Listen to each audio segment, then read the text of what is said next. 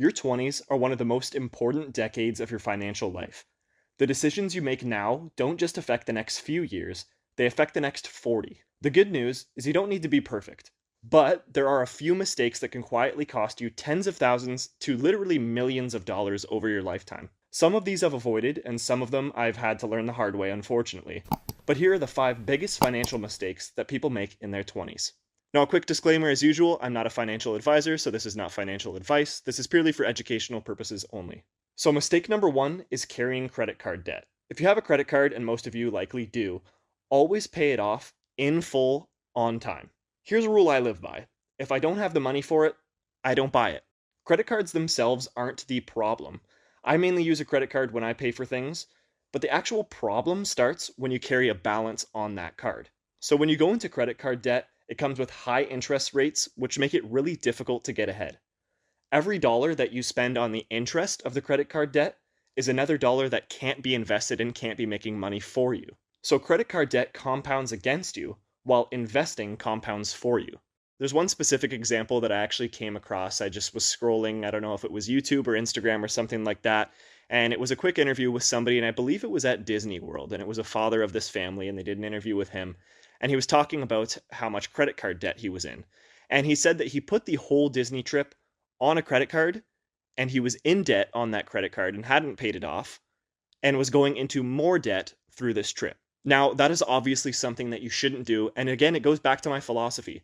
If you don't have the money for something, you can't buy it. Just because you're putting it on a credit card and you don't see the money because you're tapping with the card or you're inserting it, that doesn't mean that you're not giving up money, right? When you're putting yourself in debt, you owe that money. It's not like this money is just going to, come out of thin air. You're not going to have to pay it back. You're putting yourself in a really bad position if you're putting yourself into credit card debt. And again, as I mentioned, typically credit card debt comes with extremely high interest rates, which, as I said, makes it really hard for you to get ahead because it makes it really hard for you to pay it off. Mistake number 2 is not having an emergency fund. Life is going to happen. Your car will break down, something in your house will fail, you'll get an unexpected bill, all sorts of things can happen, and you can expect that every now and then something is going to happen. For example, for me, when I moved into the home that I purchased, about 2 months in, we had a sewage line break, so the line that essentially takes all the sewage out into the street where it connects to the city lines. On our property in the front yard, obviously underground, it broke. So it was made of clay and it broke, so it was causing all sorts of issues. Long story short, they had to dig, I believe, around 10 feet down in my front yard to replace that piece, and that cost around $7,000. And that was right, like I said, after purchasing a home. So I've already spent all this money on, the down payment and all these different bills and, costs that come with purchasing a house.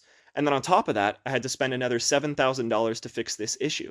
So that's why it's really, really important to have an emergency fund because, these things will happen.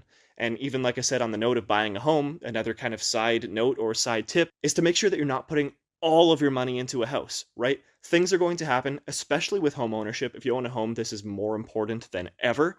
It's important to set money aside in an emergency fund. That way, when something comes up, you're able to take care of it. Without an emergency fund, people often use high interest debt, sell investments at a bad time, or borrow money. And selling investments during a market downturn is especially painful because you're locking in losses instead of giving them time to recover. An emergency fund isn't meant to earn huge returns. It's there to give you peace of mind for when these things happen, and you know that you can rely on that emergency fund when they do. Mistake number 3 is lifestyle inflation. This is one of the sneakiest wealth killers because it doesn't feel like a mistake. People get their bigger paycheck and then they think, okay, it's time for a bigger apartment, a nicer car, more subscriptions, more takeout. And you think that just because your income goes up, your bank account will no matter what, but that's not the case. What matters most is how you keep your money and how you utilize that money. Because if you just spend more money when your paychecks get bigger, nothing is going to change. In my recent video, I talked about what I did with my $13,000 raise, and long story short, I doubled my auto investments instead of increasing my spending.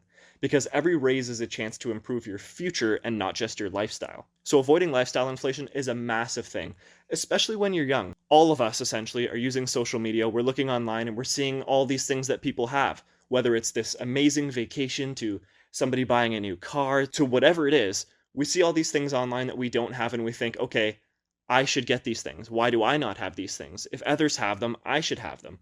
And that is a straight gateway right to lifestyle inflation, which is a mistake. Mistake number 4 is buying a new car or financing a car with a crazy interest rate. This is the mistake I know the most about because I actually lived it.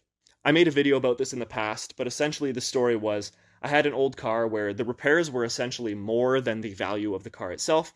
So I decided, okay, it's time to get a new car, and I took out a loan for this new car, and I believe the interest rate was around 9%. A lot of car loans are, significantly higher than that, but 9% is still a lot more than I was comfortable with, but I didn't really know too much about personal finance at that time, and I just wanted to get a car.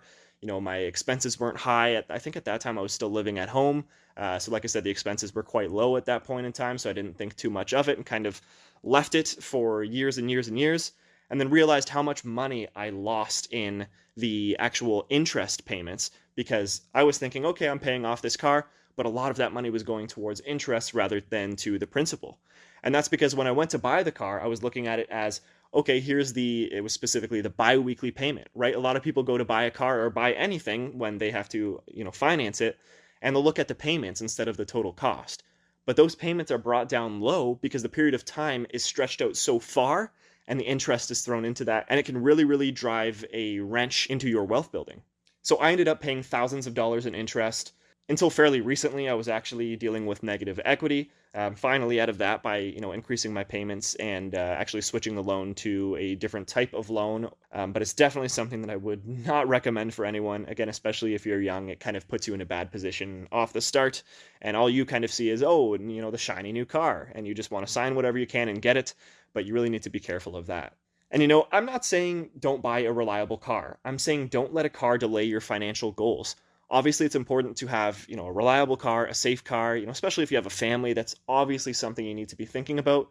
But of course, you don't need to go buy the Mercedes, the BMW if you can't afford it, and you really should be focusing on your financial goals. And money spent on interest can't be invested, and cars generally depreciate in value, right? They're depreciating assets. So spending tons of money on them, unless you have, just a ton of money, does not make sense because a car is not going to get you more money the vast majority of the time. Yes, some cars will appreciate in value because they end up being collector cars or classics, but there's really no way to know that until, unless you have a time machine and you can go into the future and see. So, like I said, the vast majority of cars are going to be depreciating assets, which you want to avoid as much as possible. And finally, mistake number 5 is waiting to invest. Most people think they need to make more money first, or wait until they know more, or wait until the market feels safer. But time is your greatest advantage. I recently realized that based on some reasonable long-term assumptions, if I never invested another dollar, one of my investments would likely grow to roughly $1.5 million by retirement. This isn't because I found a secret investment. It's because I started early and stayed consistent. I'm continuing to invest. The lesson wasn't that I can stop now. The lesson was that starting early and utilizing time in the market can do incredible things for your finances. So to sum it up, none of these mistakes will ruin your life overnight, but they can quietly delay your financial goals significantly. The good news is that they're all fixable if you run into them. You can pay off your debts, you can build an emergency fund, you can avoid lifestyle inflation, you can avoid buying depreciating assets or getting a loan with a crazy high interest rate, and you can start investing even if it's in small amounts.